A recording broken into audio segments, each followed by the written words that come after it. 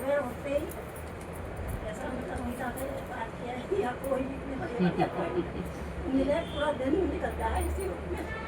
ऐसा कभी कहीं भी ना मिल पाए और जहाँ मन टिक जाना 20-22 साल हो गए कटा ही ना बन से ऐसा मन टिका मतलब फायदा जिंदगी सच में। सुबह होते ही फोन खोला पशुओं ने भी ना कितने ऐसे पानी डाले ये आपका प्रेम है, आपकी श्रद्धा है जो आप पढ़ते हो। ज्ञान तो सबके लिए है, पर श्रद्धालु भक्त इसको स्वीकार करते हैं।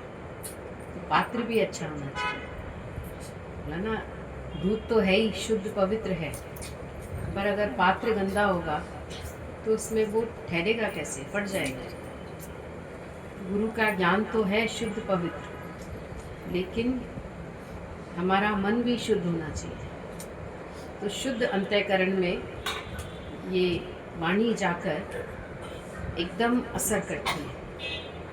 और अशुद्ध अंतःकरण क्या है और शुद्ध अंतःकरण क्या है? शुद्ध अंतःकरण वाला गुरु की हर बात को यस यस करके उठाता है, क्योंकि उसने एक बार अच्छी तरह से गुरु को देख लिया, परख लिया। अब उसके अंदर कोई संशय नहीं आता। और अशुद्ध अंतःकरण क्या है? जो रोज सुनता है ज्ञान, लेकिन फिर भी संशय है, भ्रम है, पूरा विश्वास नहीं है, पूरा समर्पण नहीं है, तो वो ज्ञान वहाँ जाकर, वही ज्ञान एक श्रद्धालु के पास जाता है तो फायदा करता है, और अश्रद्धालु उस ज्ञान को खत्म कर देता है, नाश जानता है, उसका जीवन नहीं पलटता। तो यहाँ पर बोला शुद्ध अंतःकरण की महिमा है, और वो भी किसी किसी विरले का होता है जो पूरी तरह से गुरु की बात को कैच कर पाता है, समझ पाता है। वाणी तो चलती है, पर वाणी को हम कितना समझ पाते हैं, कितना कैच करते हैं। और कई लोग क्या कहते हैं, बोला ये भी ऐसा है, ये भी ऐसा है, बोला कुछ ना कुछ अंतर होता है। हर एक सोचता है ना, ज्ञान तो वहाँ भी सुन लिया मैंने और ज्ञान यहाँ भी सुन लिया, ज्ञान तो मुझे एक ही लगा।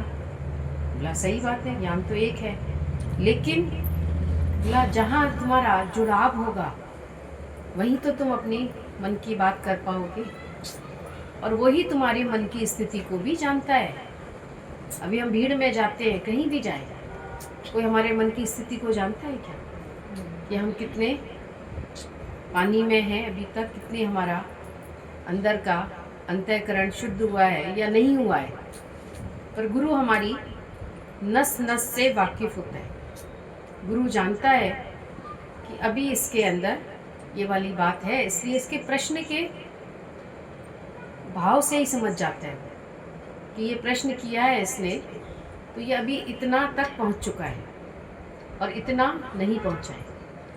जैसे राजा जनक ने जब प्रश्न किए तो अष्टावक्र जी समझ गए कि ये ना तो ये अज्ञानी है पूरी तरह से, क्योंकि अज्ञानी होता तो ये प्रश्न किसी के अंदर उठते ही नहीं कि ज्ञान कैसे आए, वैराग्य कैसे आए, मुक्ति कैसे मिले। ये प्रश्न किसी अज्ञानी के अंदर नहीं उठते हैं, और ये ज्ञानी भी नहीं है, क्योंकि ये अभी प्रश्न पूछ रहा है, तो इसके अंदर अभी पूरी तरह से संशय का समाधान नहीं है, तो ये ज्ञानी भी नहीं है, ये जिज्ञासु है।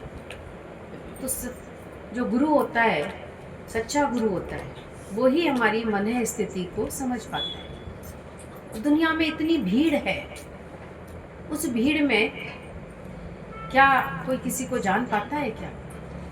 कोई नहीं, कोई किसी से बात भी नहीं कर पाता, ना गुरु हमें जानता, ना हम गुरु को जानते हैं। तो दादा ने बोला समूह को सिर होता है, मस्तिष्क नहीं होता। समूह में सिर ही सिर दिखाई देते हैं ना, जहाँ ज़्यादा भीड़ होती है वहाँ दूर से ही सिर दिखाई देते हैं सारे, बहुत भीड़ थी। लेकिन उसमें कौन जिज्ञासु था और कौन केवल सैर करने आया था, यहाँ पर देखने आता है। सत्संग में सब वैरायटी आती है, कोई आता है सिर्फ देखने के लिए, कोई आता है सुनने के लिए, कोई आता है समर्पित होने के लिए, कोई आता है सौदा करने के लिए गुरु से, कि तेरा सो मेरा और मेरा सो तेरा। तो सौदा कौन करता है?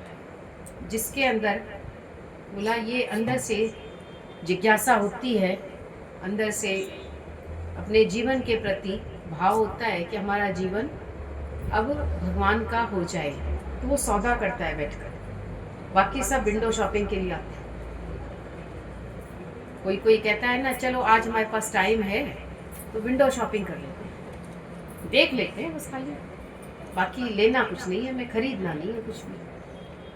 कोई विंडो शॉपिंग के लिए भी आते हैं, देख आते हैं, आज चलो टाइम है हमारे पास, फलानी जा रही है, उसकी गाड़ी भी जा रही है, एक गाड़ी में जगह भी खाली है, चलो हम भी चले जाते हैं। तो कोई कोई ऐसे आता है, कोई कोई आता है गुरु से लेना देना करता है। तो जो सच्चा गुरु है वो हमसे सौदा करवाता है। और दुनिया के संत सिर्फ उपदेश देकर अंतर ध्यान हो जाते हैं। कभी भी देख लेना, उपदेश तो देते हैं। उस दिन कोई आया था हमारे पास, तो टीका लगा के आया था लंबा। हमने कहा तुम टीका कैसे लगा लिया तुमने आज इतना लंबा? कह रही मैंने ना गुरु बना लिया। मैंने कहा अच्छा तुमने गुरु बना लिया? मैंने कहा कौन से गुरु को बनाया तुमने, कौन सी गुरु की दीक्षा लेकर आई हो? कहती नाम नहीं बताऊंगी। मैंने कहा क्यों नाम नहीं बताओगी? बोले जैसे हम माता पिता का नाम नहीं लेते वैसे गुरु का भी नाम नहीं लेते। मैंने कहा भगवान का तो नाम लेते हैं ना। अभी कहीं जाते हैं, हमसे फॉर्म भरवाया जाता है या पूछा जाता है इंटरव्यू में, माता पिता का नाम तो नहीं बताते? कह रही हाँ ऐसे तो बताते हैं, लेकिन ज़रूरत पड़ेगी तो बताऊंगी। तो उसने हमको फ़ोटो दिखाया ऐसे करके मोबाइल में। हमने कहा अच्छा अच्छा ये है। मैंने कहा तुम इनका सत्संग सुनती हो? कह रही सत्संग का टाइम नहीं है, बस नाम दान ले आई हूँ। और वो भी पता है आपको बड़ी मुश्किल से मिला है। 1 साल लाइन में लगी रही हूँ, तब मुझे कई एग्ज़ाम होते हैं वहाँ पे, ऐसे नाम नहीं दिया जाता। एग्ज़ाम होते हैं, बुक्स देते हैं और बुक्स को फिर पढ़ना होता है। बोला फिर वो एग्ज़ाम लेते हैं, पूछते हैं, इंटरव्यू होता है, और अगर हम नहीं बता पाए तो वो समझ जाते हैं कि तुमने पढ़ी ही नहीं है किताब, खोल की भी नहीं पढ़ी, क्योंकि टाइम ही नहीं है लोगों के पास। पर नाम दान के लिए तो उसने पढ़ ली। अब मिल गया मैं नाम दान, अब मैं पढ़ूँ ना पढ़ूँ, अब मैं सुनूँ ना सुनूँ। निका सुन लिया करो सत्संग, जब तुम उनका नाम दान ले आई हो तो सुनो सत्संग, सत्संग तो सब अच्छा करते हैं। कह रही वही तो टाइम नहीं मिलता। तो कौन सा गुरु है जो हमारी गर्दन पकड़ेगा कि तुमने आज सत्संग क्यों नहीं सुना, ऑनलाइन सुना तो वीडियो ऑन क्यों नहीं करी, क्यों लेट के सुना, कोई तकलीफ है क्या तुमको? पिता भगवान पूछते थे कोई 10 मिनट भी लेट आए क्या हो गया, बताना पड़ता था। सच्चे गुरु को हमें हिसाब देना पड़ता है, सौदा होता है हमारा पूरा लेना देना। कई लोग कहते हैं ऐसे ही, ऐसे ये कोई जवाब होता है? हमने पूछा कल क्यों नहीं आई, ऐसे ही। हमने कहा ऐसे ही कौन सा जवाब है? समझदारी नहीं है ना कि गुरु को हमें जवाब क्या देना है। अभी बात बताओ ना अपनी, क्यों नहीं आई, क्या रीज़न था, क्या तुम्हारी वीकनेस है? तभी तो गुरु उस वीकनेस को ख़त्म करेगा। ऐसे ही ऐसे हमने कहा जाओ, नहीं तुमको बताना है ऐसे ही ऐसे, तो टाइम हम भी क्यों वेस्ट करें, बोलना ही नहीं है तुम्हें। क्योंकि गुरु के आगे सरल बन के जब तक नहीं रहते तब तक टाइम वेस्ट कर रहे हो, अपना भी और गुरु का। तो गुरु नानक साहब ने इस बात को क्लियर किया कि गुरु ऐसा हो जो मिटाए अज्ञान, हमारे अंदर के भ्रम को ख़त्म करे, जो सबके अंदर संशय भ्रम पड़े हुए हैं। ऐसा कर लेंगे तो ऐसा ना हो जाए, ऐसा कर लेंगे तो ऐसा ना हो जाए।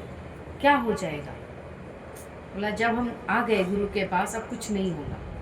अब हमने सब कुछ अपना बेच दिया, और जब बेच दिया तो फ्री हो गए ना। घर को हमने सेल आउट कर दिया और उसमें फिर उसके बाद फ्री है। अब उस घर में चाहे कुछ भी हो, हम तो बेच चुके हैं।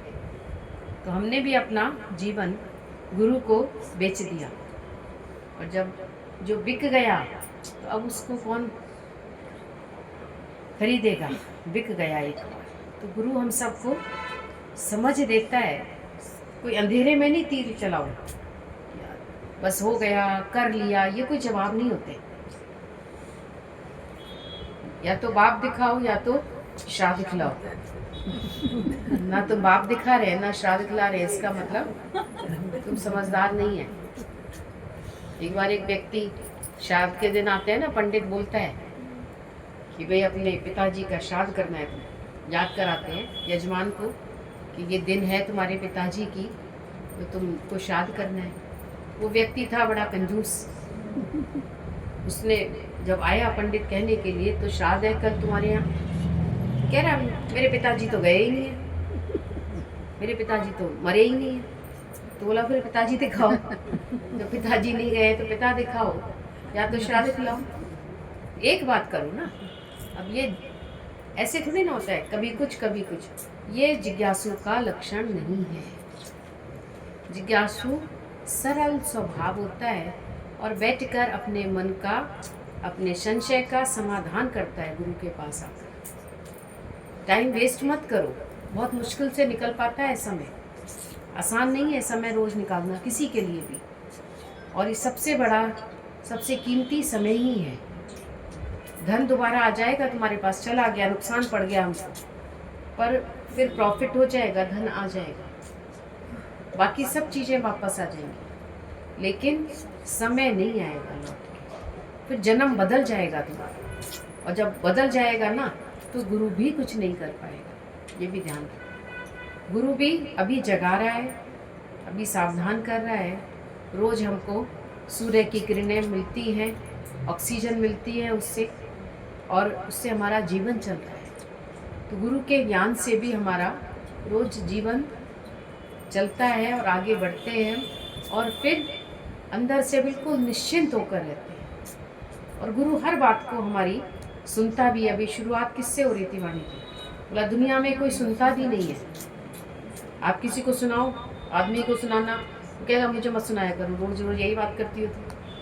अब किसको कहें बेटा, बेटा तो सुनेगा ही नहीं। बहू सुनेगी, बहू भी नहीं सुनेगी, कहेगी मेरे पास इतने काम है, तुम्हारी क्या बात सुनूं रोज रोज। कोई सुनने वाला नहीं है। सुनता मेरी कौन है, किससे सुनाऊं मैं।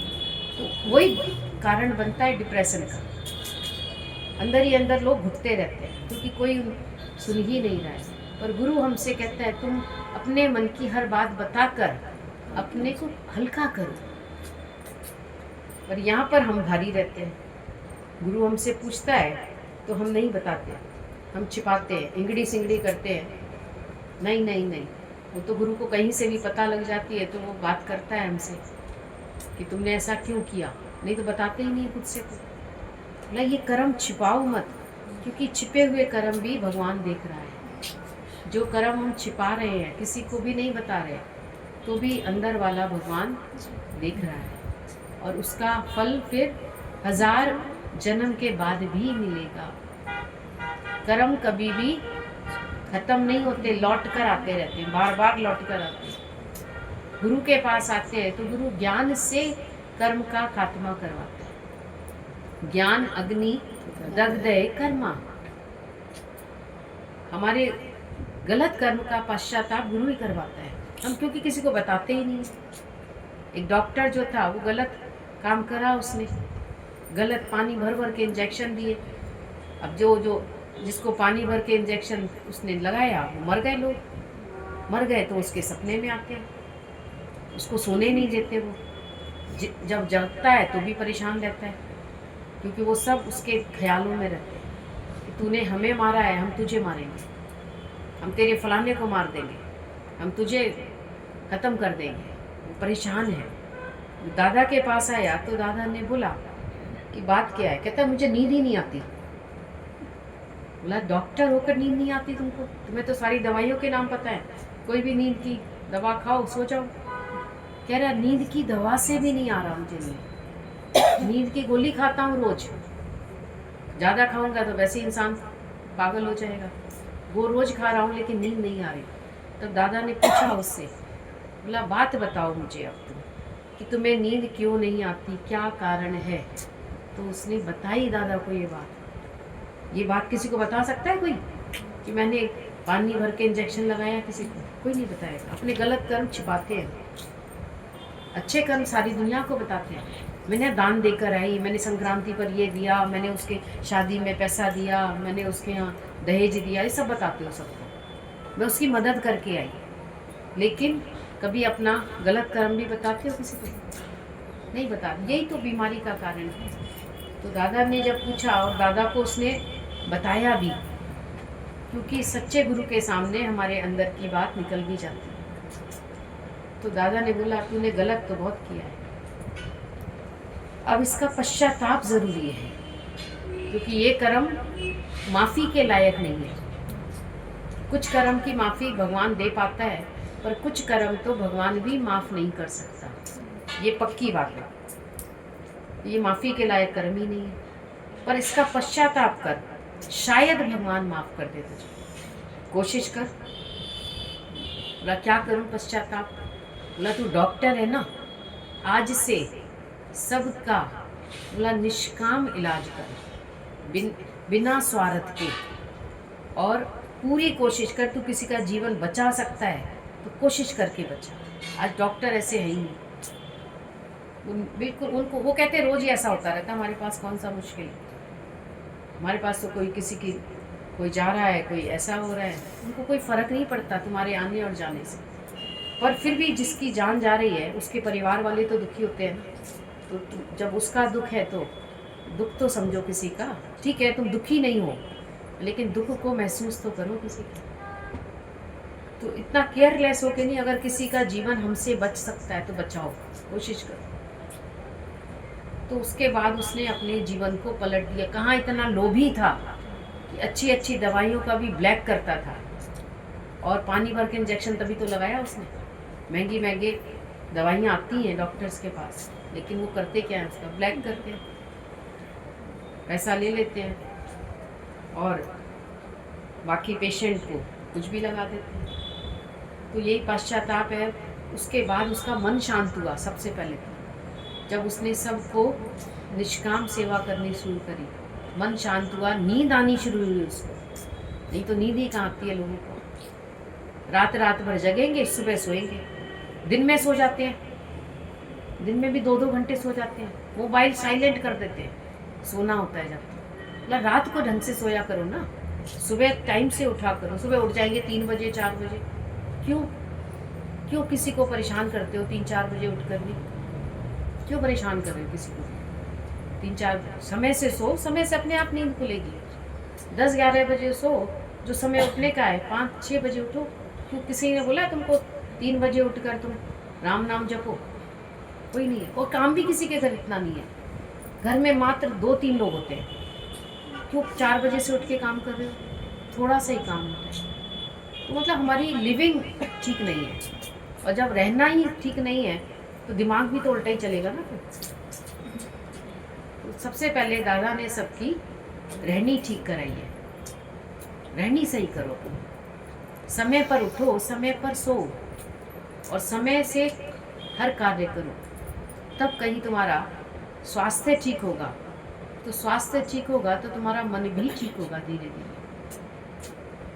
इतनी छोटी बात सुनने में लग रही होगी, लेकिन ये बहुत बड़ी बात है। आज के समय में सबका स्वास्थ्य क्यों खराब है? अभी सुन भी रहे थे 98% मेंटल क्यों है आज? मन से ही परेशान है सब। क्यों? क्योंकि गुरु नहीं मिला, और जिनको गुरु मिला उनको तो बदलना ही चाहिए। गुरु के पास आकर श्रद्धा प्रेम रखो, और गुरु की बात को माथे से लगाओ। केवल बाहर के प्रसाद को माथे से मत लगाओ। गुरु के चरण बोला धोने का, छूने का भी पैसा देना पड़ता है। तो बोला चरण ही नहीं छूने हमको, यहाँ पैसा देना पड़े क्यों छू रहे हो? गुरु ने बोला है यहाँ पे। द्वैत के कर्म दादा ने बिल्कुल नहीं कराए थे। क्यों छूते हो पैर जबरदस्ती? पैरों में थोड़ी ज्ञान होता है किसी के। ज्ञान तो तुम मानते नहीं, गुरु की बात नहीं सुनते, उसकी निष्काम मेहनत को व्यर्थ करते हो, और बाहर से पैर छूते हो जबरदस्ती। बोला ये सब मत करो, द्वैत के कर्म करना गलत है। गुरु के वचन के आगे मन को झुकाओ। पूरा ज्ञान इतना अच्छा है गुरु का, और समझते नहीं हम लोग, और बाहर की बातों में पड़े हैं खाली। तो गुरु ने सबसे सारे हमारे संशय भरम खत्म भी किए। दीदी अभी वाणी में चल रहा था कि पहले गुरुजी विवेक खोलते हैं फिर वैराग्य दिलाते हैं। समझ देते हैं, ये ज्ञान की समझ दे रहे हैं। विवेक खोलना यही होता है, ज्ञान की समझ देता है, उसके बाद फिर वैराग्य ऑटोमेटिक आता है वैराग्य। जब हमें ये पता लग जाता है कि ये एप्पल रखी है और ये नकली है, फिर हम उसको खाने का मन करेगा उसका हमको? पहले ज्ञान दिया ना गुरु ने कि ये है क्या, इसमें सच क्या है, तो गुरु ने समझ दी तो हमारा मन ललचा ही नहीं रहा उस पर। और जब तक नहीं पता था तब तक ललचाता रहता है, ये मिल जाए फिर ये मिल जाए फिर। अभी गुरु ने बताया प्रारब्ध मिलेगी तुमको तुम्हारी, तुम क्यों किसी के गलत काम करके पैसा कमा रहे हो? गलत का पैसा गलत में ही जाएगा। तो शुद्धता से कमाओ, ईमानदारी से रहो, घर में सबको प्रेम करो, बड़ों का आदर सम्मान करो, तो उनके आशीर्वाद मिलेंगे। बाहर से पूजा तो कर रहे हो तुम, लेकिन किसी का आशीर्वाद तो मिल नहीं रहा तुमको, क्योंकि घर में सबको दुखी कर रहे हो। घर में किसी को हम 2 फुलके भी प्यार से बनाकर नहीं खिला रहे, तो क्या आशीर्वाद देगा हमको? बिल्कुल नहीं देगा। तो प्यार घर से शुरू करो ना। गुरु ने जो हमको दिया है, ज्ञान दिया है ना, उसके बाद ऑटोमेटिक वैराग्य आ जाता है। फिर मन माया में फंसता ही नहीं है। और जब तक ज्ञान नहीं है, जब तक वैराग्य आएगा ही नहीं कभी। दुनिया में लोग पहले वैराग्य ले रहे हैं, घर छोड़ देते हैं, फिर ज्ञान हासिल करना चाहते हैं। क्यों? छोड़ने की जरूरत ही नहीं है। जब ज्ञान मिल गया तो कुछ छोड़ना ही नहीं पड़ रहा है। सब छूट रहा है अंदर से, छूट सब रहा है, लेकिन छोड़ हम कुछ भी नहीं रहे। कोई छोड़ने का दिखावा नहीं कर रहे। ये भक्ति योग थोड़ा सा रह गया था। भक्ति मन की एकाग्रता के लिए और ज्ञान मुक्ति के लिए। भक्ति और कर्म ज्ञान सहित हो, जहाँ तीनों का समन्वय है वहाँ जीवन सफल हो जाता है। और रविदास जी जूता भी भक्ति भाव से ही सिलते थे, और उनके आगे से बारात भी निकल गई और उन्हें पता भी नहीं चला। तो भक्ति ज्ञान और कर्म का समन्वय है। ये त्रिवेणी है, और ज्ञान गंगा का प्रतीक है, भक्ति यमुना का प्रतीक है, और कर्म सरस्वती का। भोग में संतुष्ट हो लेना, पर भक्ति में कभी संतुष्ट मत होना। भोग पदार्थ जितने मिले उसमें संतुष्ट हो लेना। ज़्यादा ना खा सकते हो, ना ज़्यादा पहन सकते हो, क्यों भाग रहे हो उनके पीछे? और भक्ति में कभी संतुष्ट मत होना। सुन तो लिया ना कल सत्संग, अब आज सुन के मैं क्या करूँगी? क्योंकि आज ही तेरे प्राण निकलेंगे तो तेरा ध्यान कहाँ जाएगा? संसार में जाएगा। तो रोज का सत्संग रोज हमारी सफाई करता है, रोज हमको याद दिलाता है कि तुम क्या करने आए थे और क्या कर रहे। अभी यहाँ से उठोगे, घर जाके फिर भूल जाते हैं लोग, फिर संसार में फंसते, फिर गुरु का वचन याद आता है। तो भोग में भले संतुष्ट होना कि अधिक की ज़रूरत नहीं है, लेकिन भक्ति में कभी संतुष्ट मत होना। आपको लोग कहेंगे रोज़ रोज़ जाकर क्या मिलता है सत्संग में, सुबह भी शाम भी। बोला हाँ, खाना भी हम 2 ही टाइम खाते हैं, बल्कि 4 टाइम भी खाते हैं। तो बोला हमको भक्ति भी हमको 2 टाइम क्या, पूरे जीवन ही भक्ति होता है ज्ञानी का। सबको प्रेम करता है, और हम भक्ति करने के कंजूस हो जाते हैं। भोग के कंजूस नहीं होते कभी भी। भोग के तो कभी मनुष्य थकता ही नहीं है। 100 वर्ष का भी हो जाए ना तो भी थकेगा नहीं। अरे भाई 60 साल के हो गए तुम, अब रिटायरमेंट ले लो, नहीं लेंगे। दुनिया से कभी रिटायरमेंट नहीं होता किसी का। जब दुनिया से जाएंगे तभी रिटायरमेंट लेंगे। और ज्ञानी बोला जब गुरु से मिलता है उसी वक्त वो सौंप देता है सब कुछ। रिटायर्ड हो गया मैं, सब कुछ मैंने दे दिया। दीदी कर्म सरस्वती का प्रतीक है ये।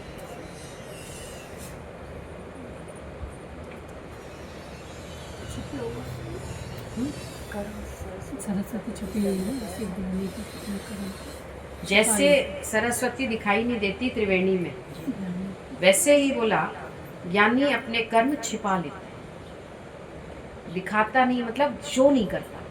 सारी दुनिया कोई भी कर्म करती है जितना दिखावा करती है, बहुत दिखावा करती है, हमने ये किया, हमने ना वो शरबत बांटा, हमने ना प्रसाद खिलाया, हलवा पूड़ी खिलाई।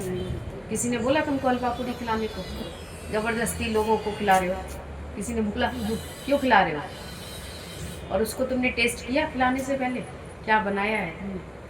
दूसरे को पसंद भी आया। तो ज्ञानी ये सब कर्म नहीं करता, पर ज्ञानी भी कर्म करता है, पर उसका कर्म किसी को दिखाई नहीं देगा। वो भी उदार चित्त है, वो भी सबको प्रेम करता है, लेकिन उसका वो एहसान नहीं करता ना। तो सरस्वती जैसे छिपी रहती है, वैसे ही ज्ञानी के कर्म छिपकर कार्य करता है। भक्ति करे पाताल में तो प्रकट होए आकाश में। छिपकर करता है। पाताल कहाँ पर है? बहुत नीचे। तो वो छिपकर कर्म करता है, लेकिन फिर भी ईश्वर उसके कर्म को प्रकट करता है। ईश्वर करता है, वो नहीं चाहता। दादा ने बोला जैसे निराकार तुम छिपे हुए हो। निराकार कहीं दिखाई देता है किसी को? सब कार्य वही कर रहा है, सब चुपचाप नहीं कर रहा। तो बोला ऐसे ही सल मैं भी छिपा रहा। और दादा को कोई पहचान भी नहीं पाया उस वक्त में। ना दादा ने कोई सत्संग का नाम रखा, ना कोई यूनिफॉर्म रखी, ना कोई चिन्ह दिया, ना कोई किसी तरीके का बंधन नहीं था। तो दादा का कर्म बिल्कुल छिपा हुआ था, लेकिन कितना प्रकट हुए दादा जाकर। अब सारी दुनिया उसको पहचानती है। कैसे पहचानी? उसने तो नहीं कहा तो मुझे पहचानो, ना उस फोटो दिया दादा ने किसी को अपना। आजकल तो फोटो का ही बहुत, सब जगह फोटो लगे रहते हैं। सब संत पहले ही फोटो दे देते हैं। अभी हमसे भी कोई फोटो मांगता है, हम कहते हैं अभी नहीं देंगे हम। तुम्हारे घर में श्रद्धा होनी चाहिए, पहले तुम्हारे अंदर श्रद्धा होनी चाहिए यहाँ पर, तब गुरु का फोटो लगाओ तो तुम गुरु के फोटो का तुम भी मान करोगे। जबरदस्ती फोटो लगाओगे तो तुम देखोगे भी नहीं कभी। और गुरु को देखकर तुम्हें गुरु का ज्ञान याद आना चाहिए कि गुरु ने समझ क्या दिया है। खाली फोटो लगाने से थोड़ी कुछ होगा। फोटो तो सारी दुनिया कोई भी बनवा सकता है। 500-1000 रुपए का फोटो बन जाता है, बहुत बढ़िया में बढ़िया बनवा लो। लेकिन बोला ये फोटो बनाने से नहीं होगा, पर दिल में फोटो लगाओ। दादा ने किसी को फोटो नहीं दिया। दादा और गीता भगवान ने भी फोटो तक खिंचवाया भी नहीं अपना। वो अब प्रकट हुए जब सारी दुनिया में ये यूट्यूब आ गया, ये सब चीज़ें आ गई, तब भले सब आ गए फोटो निकल कर। बाकी हमने तो नहीं देखा। गुरुजी खुद नहीं देते थे अपना फोटो। हमने तो एक फ़ोटो बनाया था, उस समय ड्राइंग अच्छी थी तो फ़ोटो बनाया था देख देख के, क्योंकि उस समय फ़ोटो ही नहीं मिलते थे। शुरू में कोई फ़ोटो नहीं मिल सकता, कोई कैमरा भी हाथ में नहीं रख सकता। और आजकल बस पूरे टाइम फ़ोटो खींचा, लगाया, मिटाया, हटाने में भी देर नहीं लगती। जब गुरु की एक बात तुमको लग जाए तो तुम गुरु से 36 का आंकड़ा भी कर लेंगे। आप अपने सत्संग में रहो, हम अपने घर बैठे हैं। क्यों? क्योंकि तुम्हारा उतना प्रेम नहीं है। फ़ोटो लगाना आसान है, पर दिल में तस्वीर लगाओ गुरु की। गुरु की हर बात को तुम समझ सको। तो भोग में संतुष्ट होना, लेकिन भक्ति में कभी नहीं। और भक्ति में जो संतुष्ट हो जाता है उसे आगे बढ़ने का मौका नहीं मिलता। और भक्ति ऐसी हो कि भगवान तुम्हें याद करे।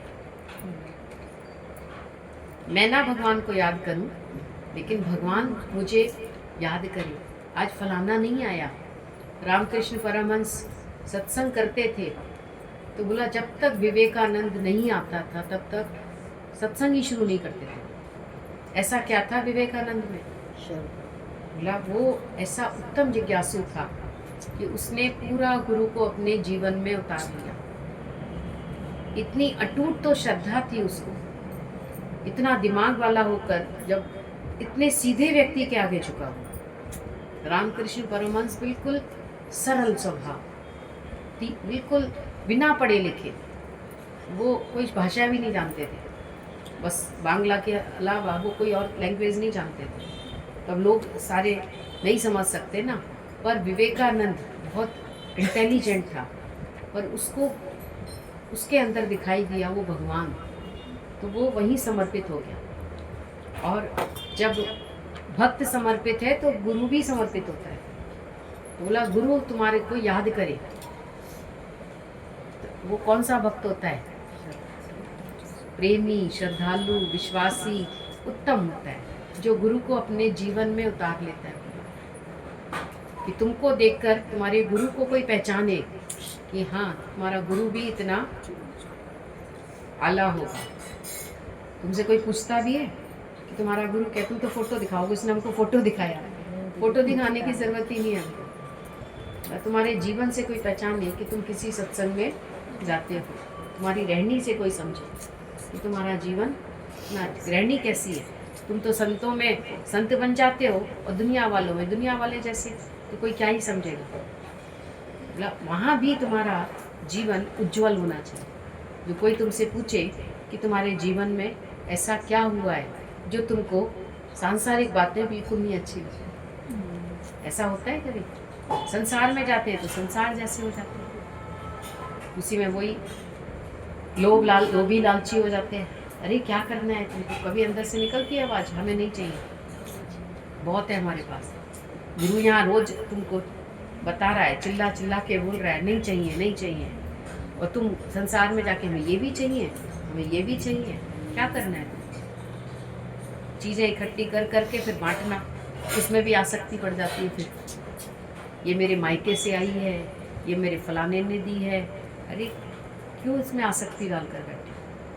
सब भगवान की चीज़ है, भगवान ले लेते हैं किसी भी रूप में।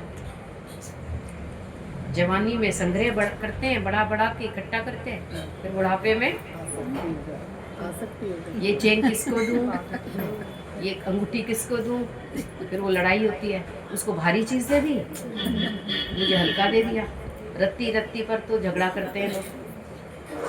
तो झगड़ा तो तुमने ही बढ़ाया है, तुमने काहे को इतना झगड़ा इकट्ठा किया जो तुमको, दादा का कोई संग्रह ही नहीं था, कोई झगड़ा भी नहीं हुआ। दादा का जब शरीर पूरा हुआ कोई झगड़ा नहीं हुआ।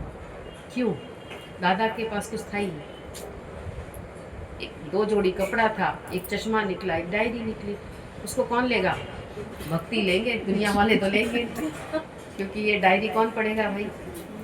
और कपड़े भी कौन पहनेगा? घर वाले नहीं पहनना चाहते। घर वालों को बोला अच्छे अच्छे कपड़े हैं तुम पहन लो। क्यों? क्योंकि उनको इतना लगाव ही नहीं है। पर कोई किसी भक्त को मिल जाए तो मुझे तो अच्छा लगा, मुझे तो गुरु के कपड़े मिले। अभी तुम कृष्ण के कपड़े पहनना चाहेंगे नहीं? पता लग जाए कृष्ण ने उस लीला करते समय कपड़े पहने थे, अभी सब दौड़ेंगे उसके पीछे। तो दादा ने कोई संग्रह ही नहीं किया, बाहर की किसी चीज़ का संग्रह नहीं। तो ये संसार में यही सब चल रहा है ना। अब गीता आप सबने सुनी है, कर्म क्या है और अकर्म क्या है, ये प्रश्न आता है उसमें, कर्म और अकर्म। तो साधारण भाषा में कर्म क्रिया को कहते हैं, कार्य हो रहा है।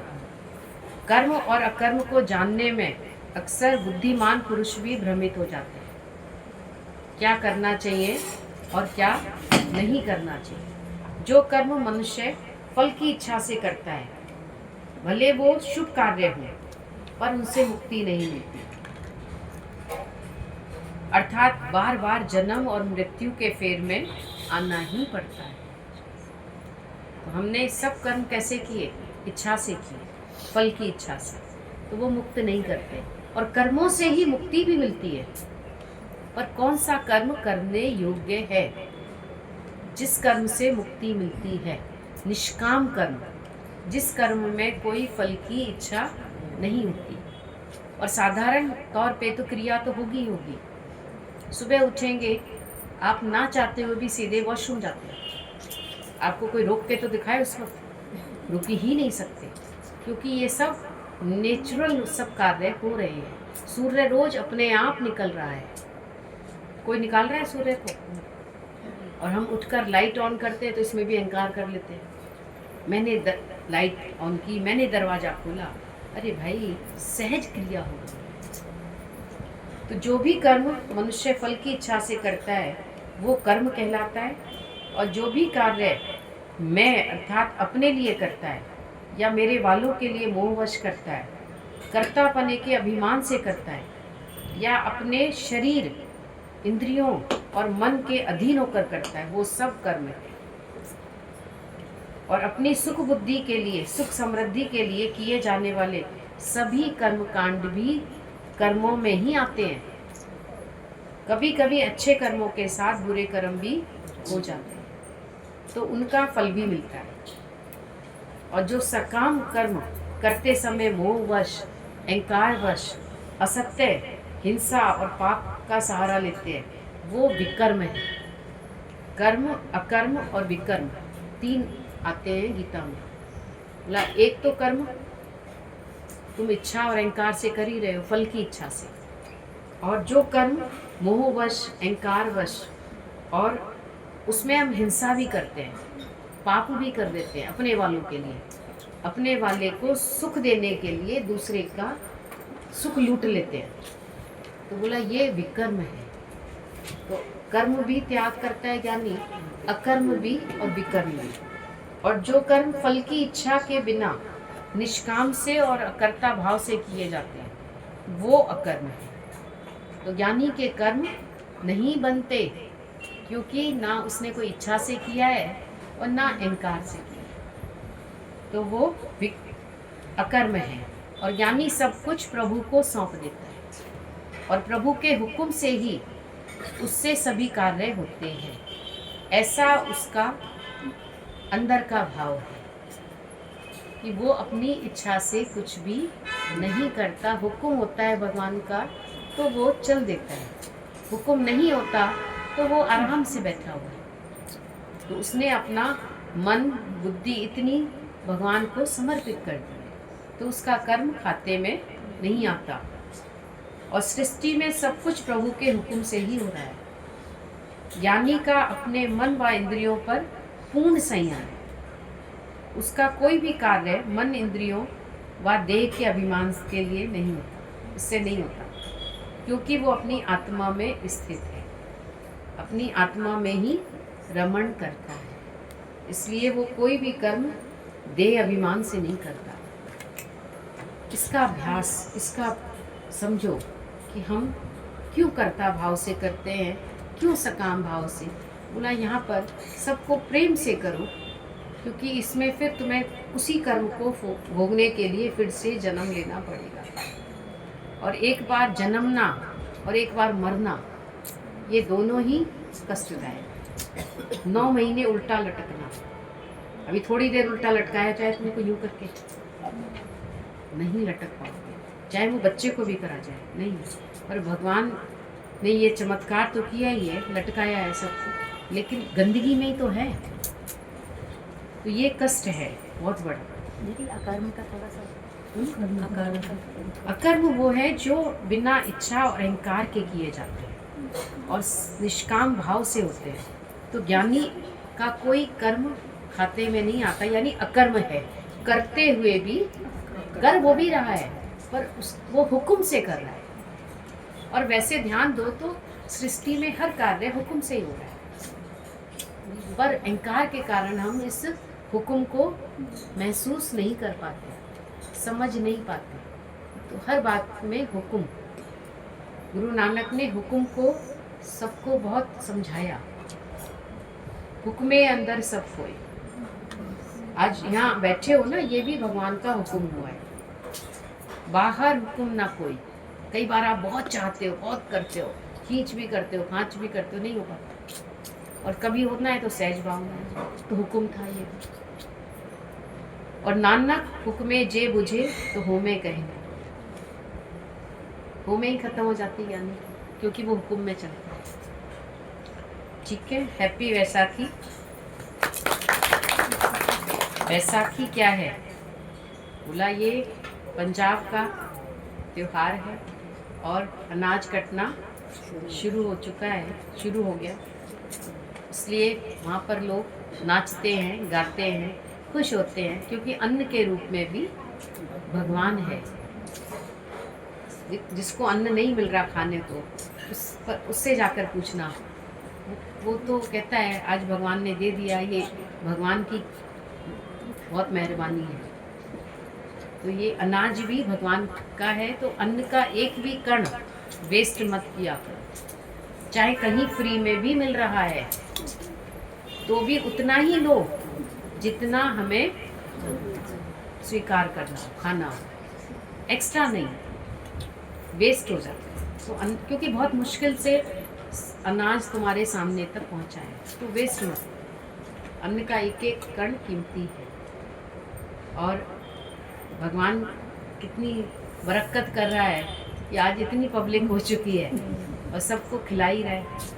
कैसा भले खाद डाली जा रही है या केमिकल्स जा रहे हैं, जो भी कुछ है, लेकिन फिर भी भूख में जो मिल जाता है वही खा लेते हैं। वैसे हम बहुत परहेज करते हैं, पर कभी अगर कुछ ना मिल रहा हो और भूख में सामने दिख रहा है, जो भी हमको नहीं भी पसंद है या नहीं खाते हैं, तो वो भी खा लेते हैं। तो अनाज अपने आप में भगवान का ही रूप है, तो उसका अपमान कभी मत करना। आज तुम पूजा कर रहे हो, कल अपमान कर रहे हो उसी चीज़ का, तो गलत है।